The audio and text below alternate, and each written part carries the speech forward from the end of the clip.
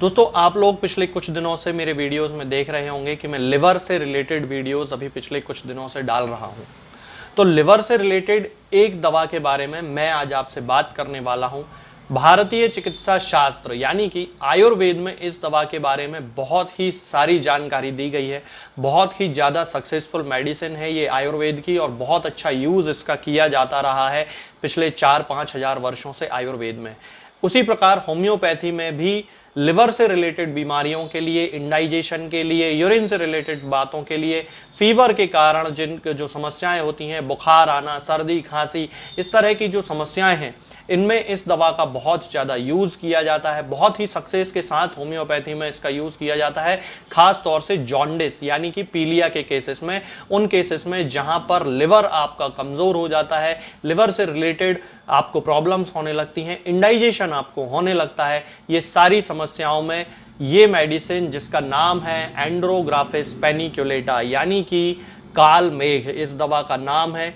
और ये दवा बहुत अच्छी मेडिसिन मानी जाती है, ना केवल आयुर्वेद में बल्कि होम्योपैथी में। क्लिनिकल प्रैक्टिस में ये देखा जाता है दोस्तों कि जिन लोगों को लीवर से रिलेटेड प्रॉब्लम्स होती हैं, इंडाइजेशन की प्रॉब्लम होने लगती है, बर्निंग उनको होने लगती है, फैटी लिवर उनका हो जाता है और इस फैटी लिवर के कारण उनका खाना डाइजेस्ट सही से नहीं होता है और उसके डाइजेशन ना होने के कारण उनके शरीर में बाइल पिगमेंट बढ़ने लगते हैं, यानी कि उनके शरीर में जो सीरम बिलिरुबिन होता है वो बढ़ने लगता है और सीरम बिलिरुबिन बढ़ने के कारण उनकी बॉडी में जॉन्डिस डेवलप होने लगता है। तब उस कंडीशन में कालमेघ का ये मदर टिंचर बहुत ही ज़्यादा सक्सेस के साथ उन पेशेंट्स को रिलीफ देता है उनके सिम्टम्स में। जितने भी पेशेंट होते हैं जिनको लिवर से रिलेटेड कोई प्रॉब्लम है, इंडाइजेशन की प्रॉब्लम है, उन लोगों को माइंड उनका बहुत ज़्यादा अनस्टेबल रहता है, किसी काम को करने की इच्छा नहीं होती है, बिल्कुल ऐसा लगता रहता है कि अब क्या करें अब क्या करें, क्योंकि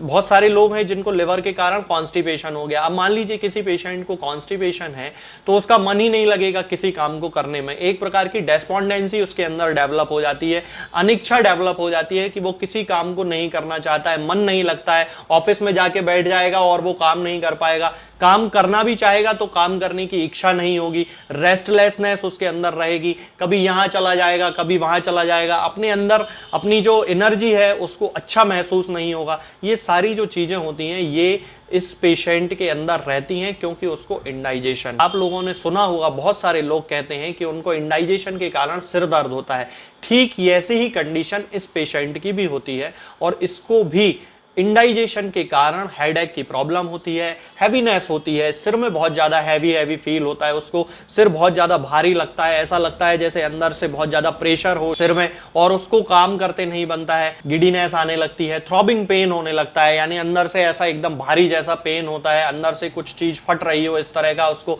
फील होता है। ऑक्सीपुट में खास तौर से ये जो दर्द होता है वो सिर के इस हिस्से में बहुत ज़्यादा होता है, हैवीनेस होती है और थ्रॉबिंग पेन होता है। इसके साथ ही यदि हम देखें दोस्तों की आंखें जो उसकी पेशेंट की होती हैं उनमें एक येलोइश रेड टिंज देखने को मिलती है, खास तौर से येलोइशनेस उसमें थोड़ी ज़्यादा होती है क्योंकि जैसा कि मैंने अभी आपको पहले बताया कि ये जो पेशेंट होता है इसको लिवर रिलेटेड प्रॉब्लम है, लिवर उसका सही तरीके से काम नहीं कर रहा है, जिसके कारण उसको बाइल जो पिगमेंट है जिसे हम सीरम बिलिरुबिन सामान्य भाषा में बोलते हैं, वो जो सीरम बिलिरुबिन है वो बढ़ने लगता है और सबसे पहले जो उसका इफेक्ट, चूंकि हमारी आंखों का रंग सफ़ेद होता है तो पीला रंग यहाँ सबसे पहले दिखाई देने लगता है और उसकी आंखें जो हैं वो स्क्लेरा जिसे हम कहते हैं, आंखों का सफेद पार्ट इसको जो कहते हैं ये स्क्लेरा होता है दोस्तों, तो ये स्क्लेरा उसका पीला पड़ जाता है। तो वाटरी डिस्चार्ज के केसेस में जो नाक से बहुत ज्यादा आता है पानी, उन केसेस में हम एंड्रोग्राफिस पेनिकुलेटा यानी कि कालमेघ के मदर टिंचर का यूज कर सकते हैं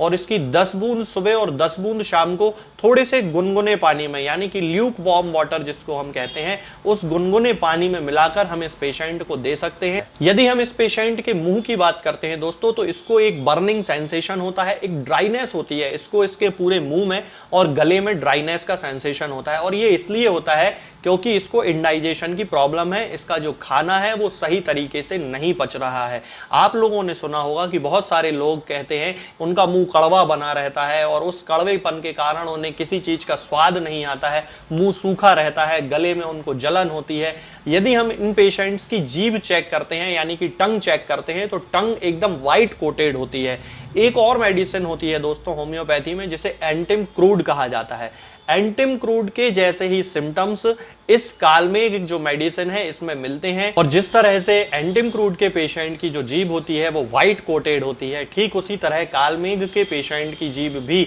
व्हाइट कोटेड होती है। इसके साथ यदि हम एब्डोमेन की बात करते हैं तो इसको बिल्कुल भी भूख नहीं लगती है। अब जिसको डाइजेशन की प्रॉब्लम होगी, जिसको इंडाइजेशन होगा, जिसका खाना सही तरीके से नहीं पच रहा है, उसको 100% भूख नहीं लगने वाली है। तो ये जो पेशेंट होता है इसको बिल्कुल भी फीलिंग नहीं होती है कि इसको थोड़ी सी भी भूख है, बल्कि भूख ना होने के कारण इसके पेट में ब्लोटिंग होती है, हैवीनेस होती है, बहुत ज्यादा इसको ऐसा लगता है कि पेट बहुत ज्यादा भारी हो रहा है। इस कंडीशन में हम एंड्रोग्राफिस का यूज कर सकते हैं। इसके साथ ही जैसा कि मैंने अभी आपको बताया था कि पीलिया के केसेस में एंड्रोग्राफिस का यूज बहुत ज्यादा सक्सेस के साथ किया जाता है। तो जिन लोगों को पीलिया की शिकायत होती है उन लोगों को कार्डुअस मैराइनस के मदर टिंचर के साथ एंड्रोग्राफिस का मदर टिंचर यूज करना चाहिए, यानी कि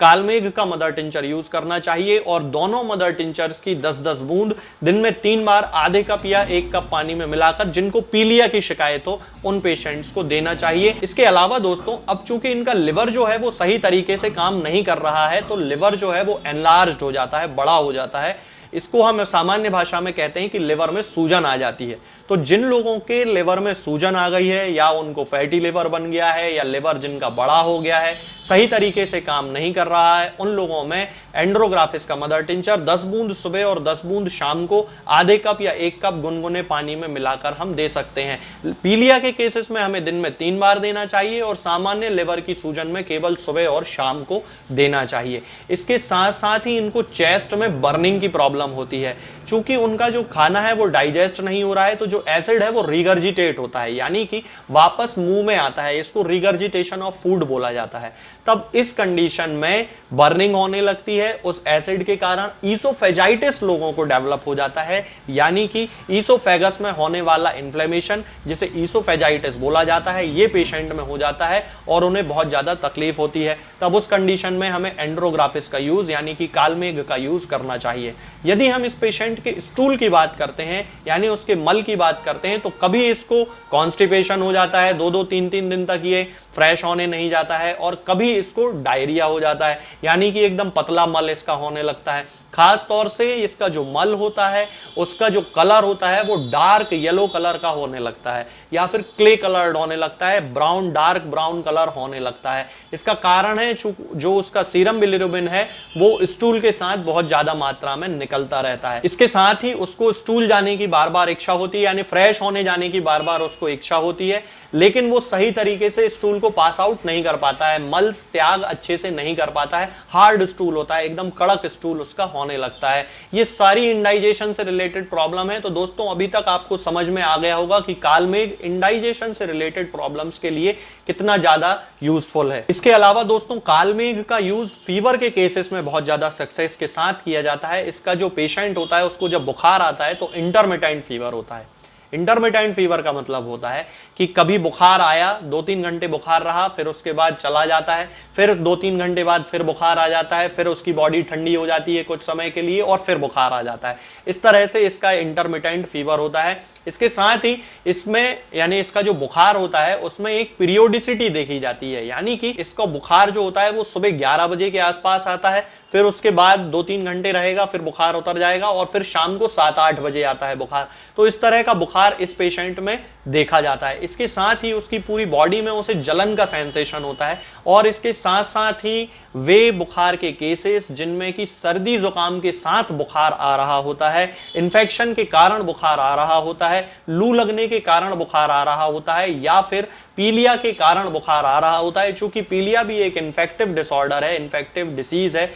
इसके कारण यदि उस पेशेंट में बुखार आ रहा है तो उस कंडीशन में भी कालमेघ का यूज बहुत ही ज्यादा सक्सेस के साथ किया जाता है। इसका जो पेशेंट होता है दोस्तों उसकी यूरिन येलो कलर की होने लगती है, ठीक उसी तरह जिस कारण से स्टूल उसका येलो कलर का होने लगता है, ठीक उसी प्रकार यूरिन में सीरम बिलिरुबिन की एक्सेस हो जाने के कारण उसकी जो यूरिन है वो भी येलो कलर की हो जाती है। तो दोस्तों आज के लिए फिलहाल इतना ही। आगे के वीडियोस में मैं आपसे बात करूंगा कुछ नई बीमारियों के बारे में और कुछ नई होम्योपैथिक दवाओं के बारे में। तब तक के लिए जय हिंद, जय भारत। दोस्तों होम्योपैथिक दवाओं को खाने का सबसे अच्छा तरीका होता है कि हम हमेशा खाली पेट इन दवाओं को खाएं।